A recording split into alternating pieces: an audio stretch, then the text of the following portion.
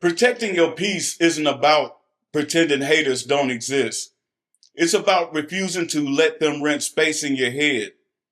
Most of us have lived enough life to know that not everyone is going to clap for you when you win, because that's normal. But the question becomes, are you going to allow their noise to move you off your mission?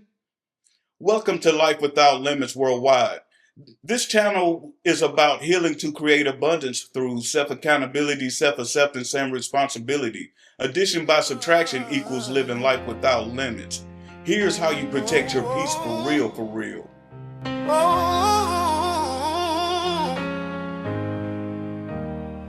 I'm living life with no limits, no chains, no ceiling on dreams, no brakes on faith.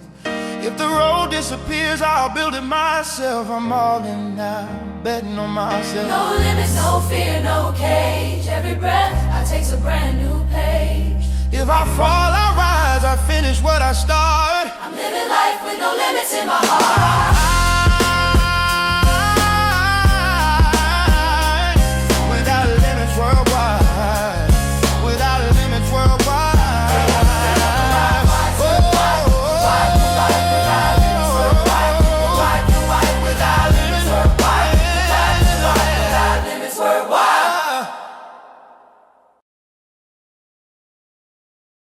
First off, know what a hater actually is.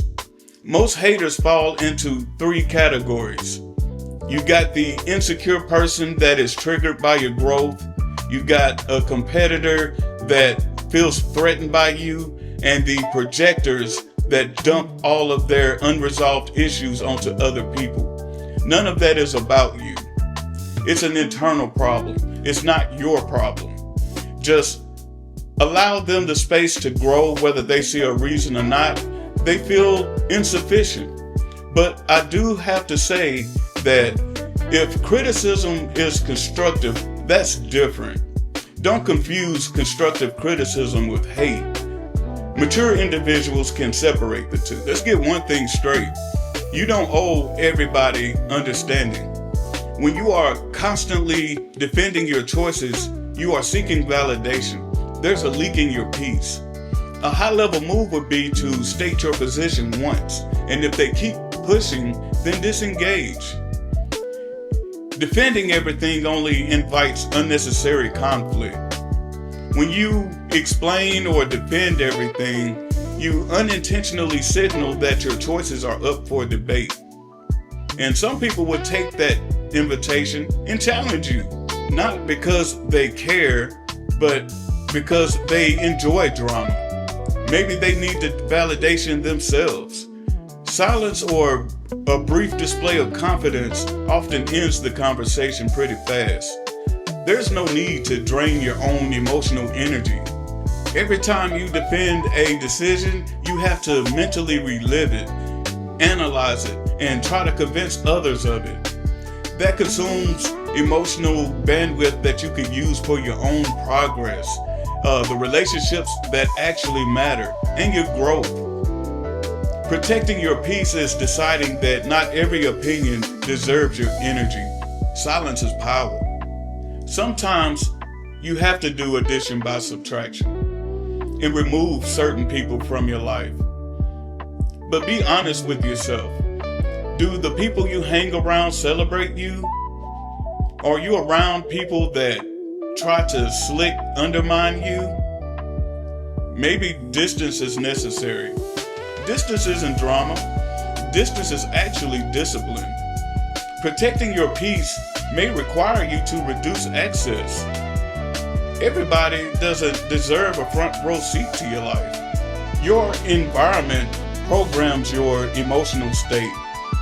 If you constantly interact with people who create drama, complain, or undermine your goals, your nervous system stays tense even when nothing is wrong.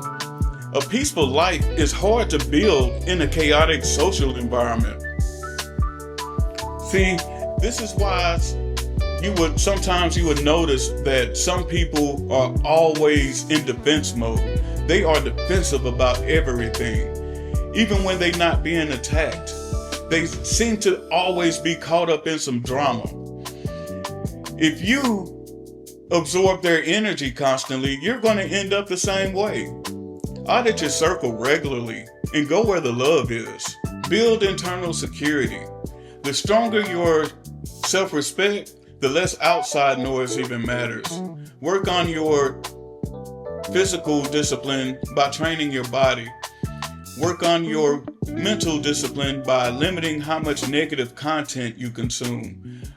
Work on your spiritual grounding in whatever way that is for you. When you know who you are, opinions just bounce. The less you react to things that are out of your control. For example, I had a person lie to me recently. I confronted them about the lie, but I quickly realized they weren't going to be a big enough person to own the lie. So I just let it go. I think they were attempting to bait me into responding negatively, but of course I didn't take that. I just allowed them to think whatever they decided to think about my reaction or lack thereof. I am secure within myself. My confidence isn't easily shaken. But I said all of that as a teaching point that the next time someone tries to bait you, be sure you have built up internal security. It's your armor against negative people and situations. Most of the time, hate reveals when you are leveling up, who you have outgrown, and who's uncomfortable with your boundaries. Using hate as data means you stop taking negativity and attacks personally.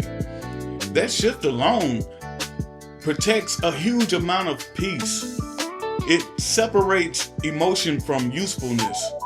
Because, let's be honest, not all hate is equal. Some hate is empty noise, but some contain small pieces of truth you can actually learn from. When you view hate as data, you can actually ask yourself if there's anything useful in what they're saying. Is this person qualified to judge what you are doing? Does it align with your goals and your values? If the answer is no, then discard it. No emotional damage required.